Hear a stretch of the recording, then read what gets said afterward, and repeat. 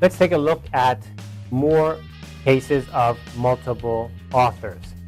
So here we have this case we kind of looked at. 3 authors, or we don't really know if it's 3. It could be more than 3. It could be 3, 4, 5. Barron is the last name. Sabrina Alcorn. So this is the lead author, the first author. Surname, family name, Barron, Sabrina Alcorn. Alcorn is the middle name. The middle name, we could just use A period. That would be okay too. And in this case, we would use A period, comma, because then we also have et al. We have more than just one author, et al. And so this et al. Means there's more authors. How many? We don't know. Period, comma, no space in there, then 1 space, editors. This is this case where we're saying it's the editor. Agent of Change, Print Culture Studies, after Elizabeth L. Eisenstein. So this is the name of, it's the name of the book, right? How do we know it's a book? Because it's not in parentheses, it's not in quotations, it is in the italics. So we know that it must be a book, it must be the bigger container. University of Massachusetts Press, P meaning press. And then here we have a slash and Center for Public Library of Congress. Center for the book, Library of Congress. What does this mean?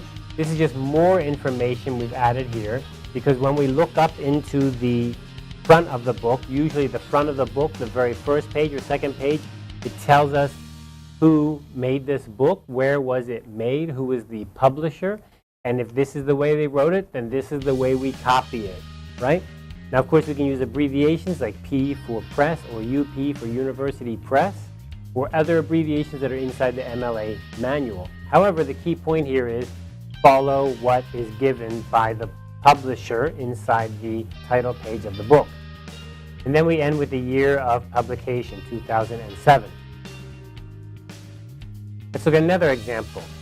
Holland Merlin and Rupert Hart Davis, editors. Okay, so what's this case? This case is 2 people. And remember, if we have 1 person, we must have the last and first name. If we have 2 people, we must have the whole name. If we have 3 people, we must use et al. And in this case, what do we have? In this case, we have just 2 people. So in MLA, if you have 2 people, you must list both people. However, pay attention to how we write their names.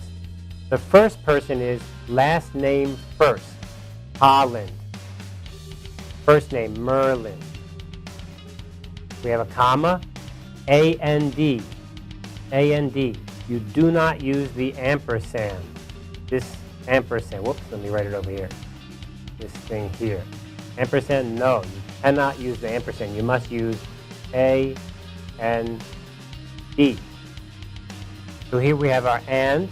Now look what we have. Rupert Hart Davis, that's a person's name. Some people's English names can be written with the hyphen like that. That's okay. There is no comma here. Why is there no comma here? Because Rupert is the first name. Hart Davis is the last name. Let me say that again. Very confusing, right? Rupert is the first name. Hart Davis is the last name, the family name, the surname. Now, this is a reversal. It's very interesting in MLA, quite the opposite of APA. And it's easy to get confused because it looks like it's inconsistent. But pay attention, we'll follow the rule. For the first author, that is Holland Merlin, for the first author, you must use the last name first. Then a comma, then you put the first name last. That comma there tells you that the name is reversed. Whenever you see a name and a comma, then another name, this is telling you that the last name is first and the first name is last. So that's the first author. What about the second author? For second author, you use the conjunction and. And for the second author, you go ahead and you put the first name first and the last name last.